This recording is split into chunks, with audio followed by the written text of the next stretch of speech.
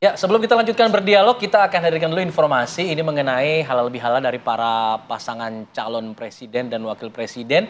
Kita akan lihat bagaimana cawapres nomor urut 1, Muhaimin Iskandar ini sempat menyambangi kediaman dari capres nomor urut 1, Anies Baswedan di Lebak Bulus, Jakarta Selatan. Nah, dalam kunjungan tersebut, terlihat Caimin didampingi oleh istrinya, ada Rustini Murtado dan putri-putrinya. Nah, dalam kunjungan ini Anies Baswedan menyebut dirinya merasa terhormat dapat menyambut lagi kunjungan cawapresnya yang hadir bersama dengan anggota keluarganya.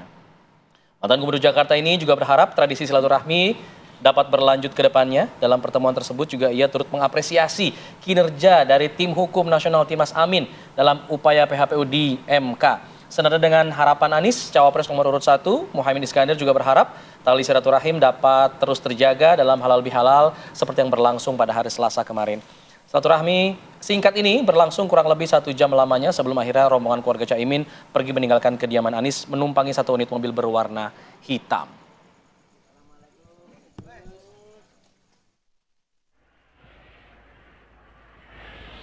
Ya, kita hadirkan informasi selanjutnya di mana Wali Kota Solo Gibran Raka Buming Raka menggelar acara Halal Bihalal di Balai Kota Solo. Halal Bihalal digelar Selasa pagi bertepatan dengan hari pertama masuk kerja usai libur Lebaran Hari Raya Idul Fitri 1445 Hijriah. Wali Kota Solo Gibran Raka Buming Raka bersama Wakil Wali Kota Tugu Prakosa menggelar Halal Bihalal bersama para ASN Pemkot Solo di Pendopo Ageng Balai Kota. Kegiatan ini digelar di hari pertama masuk kerja usai libur Lebaran. Gibran menyalami seluruh ASN yang hadir di acara Halal Bihalal. Usai Halal Bihalal ini dengan para ASN Pemkot Solo, Gibran menuju ke Semarang untuk Halal Bihalal bersama dengan Gubernur Jawa Tengah. Baik, 01 sudah, 02 sudah, 03 Ganjar Pranowo juga bersilaturahmi ke Ketua Umum PDI Perjuangan Megawati Soekarno Putri. Dalam pertemuan tersebut keduanya juga membahas seputar mudik hingga juga seputar Mahkamah Konstitusi tentunya. Ganjar Pranowo menyambangi kediaman Ketua Umum PDI Perjuangan Megawati Soekarno Putri di Teguh Umar di Menteng, Jakarta Pusat. Selain bersilaturahmi, Ganjar juga mengaku membahas seputar mudik, kondisi masyarakat di daerah, hingga persoalan Mahkamah Konstitusi bersama dengan Ketua Umum PDI Perjuangan. Menurut Ganjar, momen ini adalah momentum yang tepat bagi MK untuk mengembalikan marwah dari cacian dan juga makian. Ganjar berjanji tidak akan mempengaruhi putusan, namun berharap MK dapat memutuskan seadil-adilnya.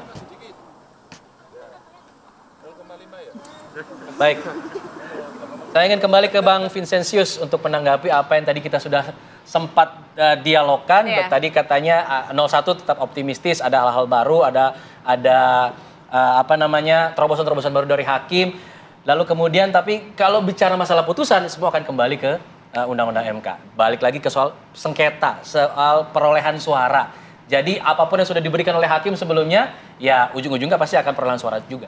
Ya, jadi begini, adanya hal-hal baru dalam persidangan di MK ini karena memang situasi, kondisi, kasus atau karakter kasus yang terjadi di pemilu 2024 ini berbeda dengan tahun-tahun sebelumnya atau pilpres-pilpres sebelumnya.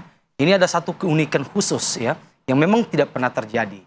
Nah, kalau kita berdasarkan pada putusan Mahkamah Konstitusi sebelumnya, itu ada putusan 85 tahun 2022 itu yang menyatakan bahwa pilkada masuk dalam rezim pemilu. Ini jelas. Artinya ada antara pilkada dengan pilpres ini satu rezim atau rezim tunggal.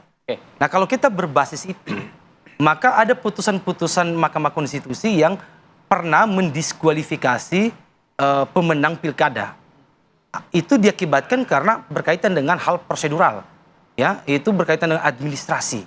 Nah, ketika sudah kita melihat dasar bahwa pemilu ini memiliki rezim tunggal antara pilkada dengan pilpres, maka paradigma yang ada di Mahkamah Konstitusi itu kita punya keyakinan bahwa berkaitan juga dengan proses, ya, termasuk yang hal mengenai penerimaan pendaftaran calon, mengenai pelanggaran prosedur dan sengketa proses itu, ya itu bisa menjadi kewenangan dari Mahkamah Konstitusi. Ini rezim dan ini pilkada masuk dalam rezim pemilu itu 2022. Sedangkan undang-undang pemilu kita itu 2017. Nah itu hal yang memang kita punya optimisme soal itu. Yang kedua, dalam persidangan juga ahli yang kami hadirkan, itu ahli hukum yang kami hadirkan menjelaskan bahwa kalau berbasis pada undang-undang dasar sebetulnya, ini masih menimbulkan tafsiran mengenai kewenangan MK itu apakah sebatas pada perolehan suara atau masuk pada persoalan proses. Nah, hal ini dijelaskan oleh ahli kami, Pak Aan dan juga Pak Charles, bahwa di dalam pasal 24C ya, Undang-Undang Dasar ayat 1 itu dijelaskan bahwa MK memutus perselisihan tentang hasil pemilihan umum. Ada tentangnya di sana. Tentang ini menurut ahli kami, ini memiliki makna yang luas. Tidak hanya soal selisih perolehan, tapi juga masuk pada cangkupan lebih luas, yaitu mengenai proses. Nah ini ada satu kesinambungan antara tadi rezim yang tunggal tadi dengan juga pandangan ahli yang menerangkan soal kewenangan Mahkamah Konstitusi itu. Tentu kita berharap Mahkamah Konstitusi ini jangan menjadi mahkamah kalkulator.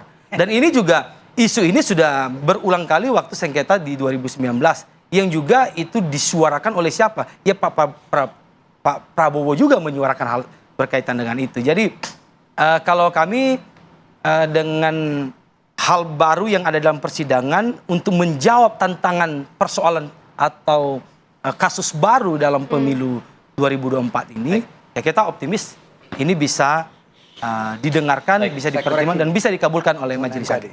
Silakan sedikit. Yang putusan MK itu yang 8522 itu adalah pesannya adalah untuk menciptakan peradilan khusus dalam pemilu. Jadi bukan penyatuan rezim itu antara rezim pemilu nasional dengan pemilu kepala daerah, ya kan? Dan kalau terkait dengan tadi proses ya yang dibatalkan diskualifikasi, memang sejak awal ini ada pembohongan, ya kan? Pembohongan bahwa dia bebas bersyarat tapi dendam. Beda dengan Gibran. Gibran ini 2 kali diputuskan 90 1 pas 1 diperkuat dan diterima.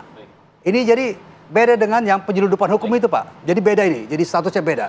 Dan kemudian tidak dipersoalkan. Saya kira begitu loh, buat clear ya. Menutup ya bahwa sebetulnya PKPU yang digunakan oleh KPU menerima Gibran itu PKPU 19 yang mengatakan syaratnya harus di atas 40. Disitulah sebenarnya persoalannya bahwa disitulah Prof menutup mata terhadap fenomena bahwa KPU menggunakan ini panasnya di belakang nih. Tadi harusnya panasnya di awal. Harusnya dirubah terlebih dahulu.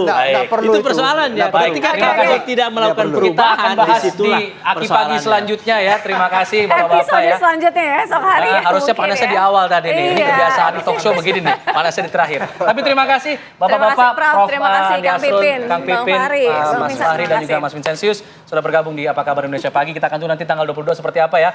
Optimisme siapa yang kemudian akan menjadi dasar pertimbangan hakim. Iya makanya. Terima kasih semuanya. Assalamualaikum warahmatullahi wabarakatuh. Dan kita jeda dulu ya. Kita akan kembali saat ini tetap bersama kami di sini di Apa Kabar Indonesia Pagi.